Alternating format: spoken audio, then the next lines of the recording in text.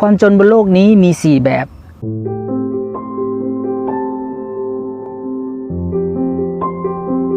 1. จนเงินมีเงินไม่พอใช้เลี้ยงดูตัวเองหรือไม่พอใช้เลี้ยงดูคนที่เรารัก 2. จนเวลาไม่มีเวลาใช้ชีวิตไม่มีเวลาทำสิ่งที่ตัวเองต้องการบางคนมีเงินแต่ไม่มีเวลาใช้เงินบางคนมีเวลาแต่ไม่มีเงินใช้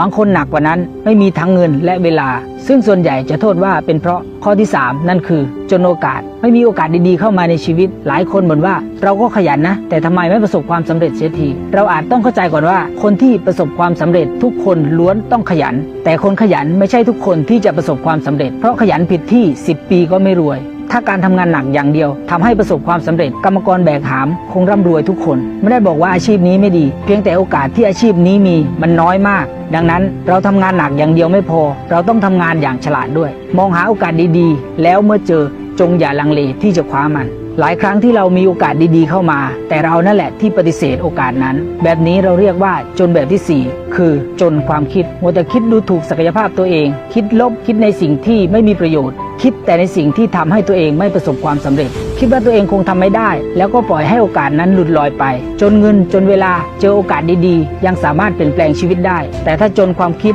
รับรองว่าชีวิตไม่มีทางเปลี่ยนแปลงวันนี้เวลาเราเจอคนดูถูกเราชอบไหมถ้าเราบอกว่าเราไม่ชอบแล้วทำไมเรามักดูถูกศักยภาพตัวเองต่อให้คนเป็นร้อยเป็นพันบอกว่าเราทำได้แต่ถ้าเราบอกตัวเองว่าเราทำไม่ได้มันก็ไม่มีประโยชน์อะไรเพราะไม่ว่าเราจะคิดว่าเราทำได้หรือทำไม่ได้เราก็คิดถูกเสมอเพราะสุดท้ายแล้วความสำเร็จของชีวิตเริ่มต้นจากความคิดของเรา